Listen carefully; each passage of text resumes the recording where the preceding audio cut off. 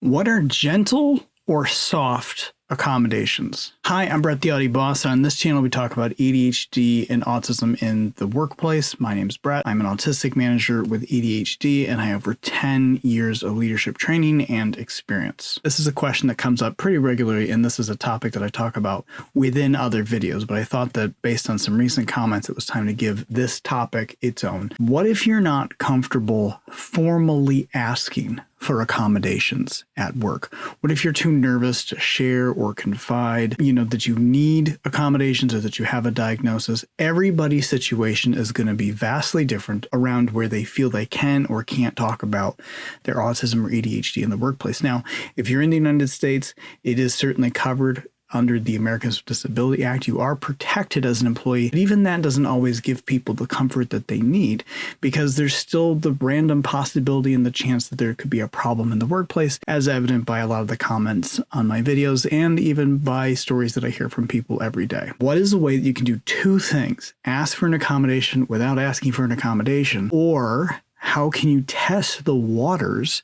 to see if you can ask for a formal accommodation, to essentially put forward what is considered a reasonable ask or a reasonable accommodation without formally making it an accommodation, without putting the weight of the name accommodation on it. To start this process, I always recommend go to the Job Accommodation Network website. That's askjan.org, and I'll put a link in the description. AskJan is a specific job accommodation network, but the way that we talk about accommodations is we always reference them in terms of reasonable accommodations. So what Jan does is they have different disabilities listed on their website, and you can go through each of the disabilities and you can look for essentially ideas or different opportunities for things that you can ask for. So when you scroll through this website, and I'm going to use the autism page specifically, it says accommodation ideas, and it says by limitation, and then it lists a number of categories. So I'm going to go into noise sensitivity. So here's two simple ideas: noise canceling earbuds or noise canceling headphones. That would be, to me as a manager, a reasonable thing to ask for. And here's a script that you can use. I am having trouble with work because of the noise around me. It would be helpful if I had noise canceling headphones so that I could be more focused on the work in front of me, so that I could be more successful at my job. This would help me in my job performance. This would help me be more successful in the work that I'm doing here. I'm finding it too difficult to do all the things I need to do because of the noise or the atmosphere, and noise canceling headphones would help me.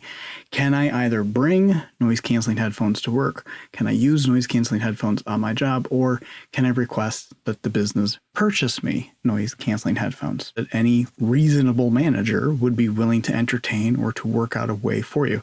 Now, the way that this concept works is by framing the ask, framing the conversation around how this will help you to be more successful at your job, how it will help you to do what you want to do what you need to do specifically to be successful in your job and your role and the skills that you need to perform.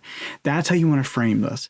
You want to frame this in a, here's how this will help me do my job better so that I'm a better employee, I'm a more engaged employee, I'm better at my job.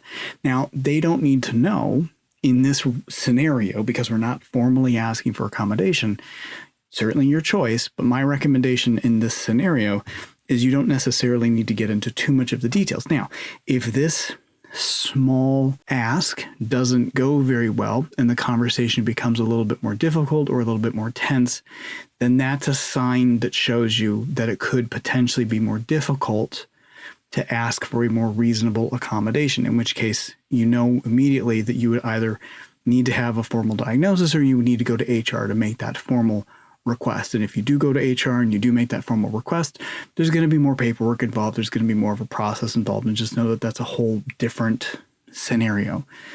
But this is a way to sort of do that. So when you look through this list, you have to be the judge of, is this a reasonable ask? That's sort of a normal everyday kind of thing that you would want to ask for in the workplace. So again, if anything is beyond that, sort of doesn't feel like an everyday kind of ask, then maybe you want to consider asking for a formal accommodation at that point. Only you will be able to figure out that situation, that scenario, based on your boss, your workplace, what's happened for other people, and your specific needs.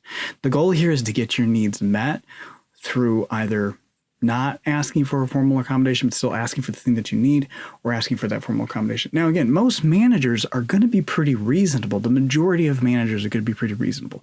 So if you have sort of a non-disclosure conversation where we're not sharing about our diagnosis, but we're just asking for specific things that we need, then most managers are going to be open to that conversation or open to that concept.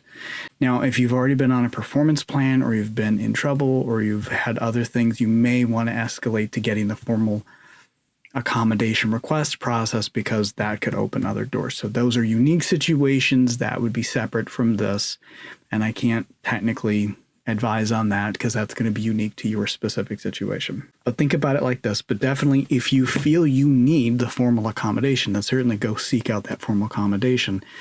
This is just my opinion and something that I have found that works in my workplace or in my situations.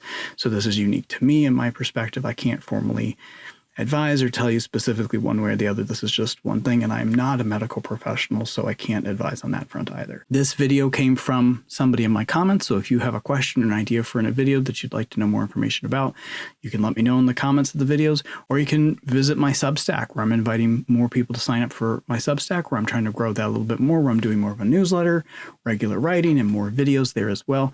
Be sure to like and subscribe to this channel because it really does help this channel grow, and be sure to check back for more videos. Thanks for watching. I hope this was helpful, and please be sure to check out some of the other videos while you're here.